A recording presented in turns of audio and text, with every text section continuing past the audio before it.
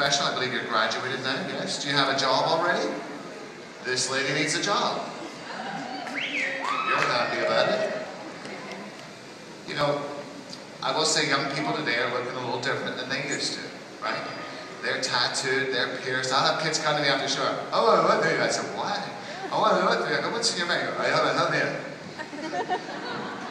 I'm just saying, you've got to compensate. When young kids come to me tattooed, to be my assistant, you hide the tats. You build your reputation, you get to be you. You do the things you ought to do. There's one day you get to be absolutely the individual you want to be. It doesn't come for nothing. Let's see. She's got beautiful color, which we'll kind of download. A great little takeout already. Her little soft shell kind of hair is quite fine in texture, so it's going to dictate, but I want to see more haircut in it, not just the shaved piece. Nice, that's nice. Go, Daddy.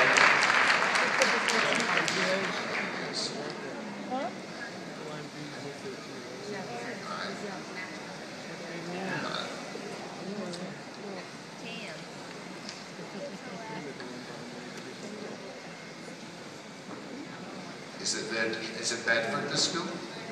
Michael's School. I don't know if that's the official name. Is it Michael's School? Aye, Michael's School of Hair Design. I understand I've actually been at that school the last time we came through a town. So let me get creative. Sometimes I don't always know what I'm going to do. And when I'm like that with a guest, you know what I tell them? I'm going to cut your hair from my soul. Sorry, did I laugh that loud? That was a little loud, Angus, just a tick. Sorry. So to me, you know, it's not every client that'll let you away with it, but sometimes it's just knowing that my instinct is going to help me, that I'm going to get inspired by, that I'm going to see things happening. A lot of it was looking at her hair. She's got a lot of hair, a lot of great color in there, but I want to really connect it to the shorter stuff. Anytime I'm making large length changes, I'm going to use the carving comb because it does things that other things can't do.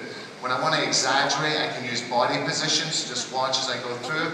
I'm over-directing, so it's going to get longer in through here. So we talked again about the kind of imbalance, the imperfections, and working with things a little differently. You know, hair cutting is something that there's so many ways to do it. There's so many things I'm going to do for you today. There's some tricks I'm going to do a little later that defy gravity. The theme show that we're doing at Gathering this year is called Impossible. So it's doing impossible things. You know, sometimes it's an impossibility just that we've arrived, that we've been able to do things, get through a beauty school, you know, get things kind of working. So the other thing I love about the carving comb, and this is a fancy one, Mary. This one's like chrome plated. It's very expensive. We use real chrome. It's alright, you don't need to laugh. You'll laugh later on the way home. I got too excited. I got too excited. I love texture hair, and I love being on a time frame, but I just dig myself. We have a leader. No, just one. Not bad. It's okay. That's better than the one I did a long time ago. I was in Chicago, and the camera guy was right on my shoulder, leaning on me when I was cutting her fringe, and I cut the top of my knuckle off, and it stuck on her hair on the big screen. And instead of flowers, I was getting Band-Aids thrown at me. Like, I felt so popular. I never felt so good in my life. I also couldn't cut hair for the next 2 weeks. That's another story. Oh, it's okay, honey. It wasn't your ear.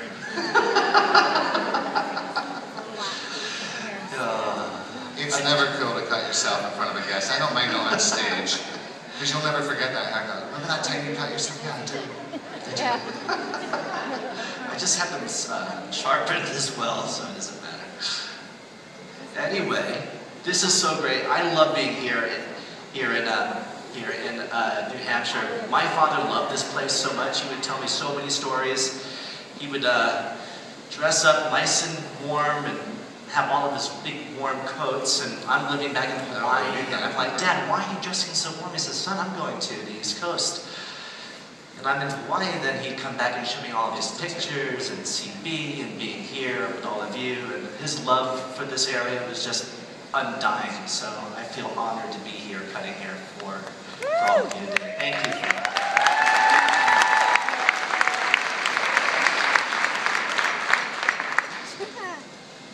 So I love it when a client comes in and they say, can you help fix this chemical haircut I got? And I said, absolutely, honey. So she had someone who did a relaxer on you, right? And it broke all over the hairline. And I said, oh, I can fix that for you. I'll just take it off. Then she said, I sure hope you're not going to use clippers. And then I said, you know, that's not a bad idea. And it's okay. I can do the same thing with clippers as I can with a scissor and comb. So just take it down, or I can just take off the hairline. So it's a little harder to cut yourself with a clipper, but I have managed. Easy to cut the guests with a clipper, which I have managed. I've removed moles, Angus. Yes. I get about $25 for that in San Diego. I don't know what you get out here. I clipped an ear last week. We were in Bologna, and I'm just right around the ear, and I still get that. I go, ooh, dee, ooh. It's just one of those things. So, you know, the thing I will tell you, we all make mistakes, and sometimes the best thing I do as a salon hairdresser, so if I do something wrong, I don't start arguing, well, that's what you said you wanted, goddammit. This is, you know, I hardly cut it, I tell you, with a smile, you can get away with murder.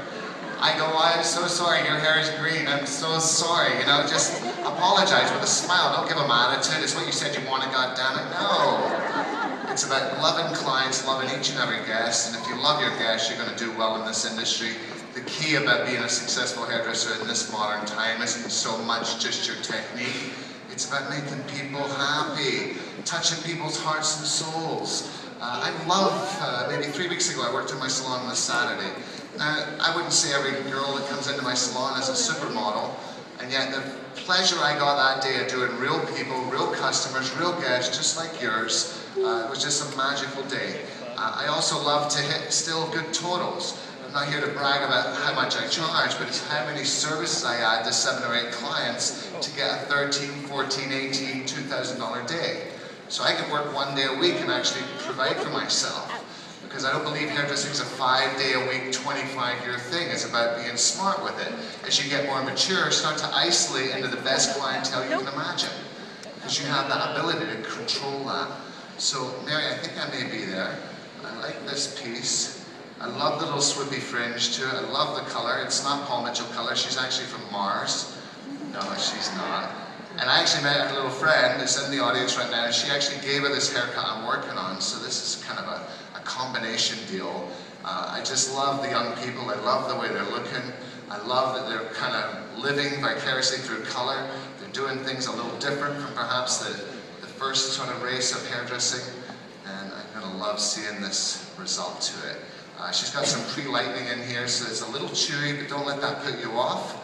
Just work through it, soft touch. My recommendation when hair's chewy, let it live a little bit, let it dry out. Don't do it so sulky wet. So this one here was my next cut, but it was too wet. Wet hair just snaps off too easy. I like a little bit of emery board on it. I like it to have a little fight, so that gives me the kind of texture to it. And I just love this piece here. So later on you can kind of go like a motorcycle. Wouldn't it be great if I was as funny as I thought I was? I stopped working in the salon for a bit because the mirror was telling me such bad things about myself. I was looking at the mirror going, woo! I turned, it's a surprise to me too, I turned 50 this year, last year. And one of my favorite guys, he's the president of Jacob Ellis and Paul Mitchell. He sent me a birthday card, which I thought was very appropriate. So he said, Robert, don't think it is 50, think it is 5 10s. Ta-da, ta-da, ta-da. Never mind. This is very ace pet detective-y.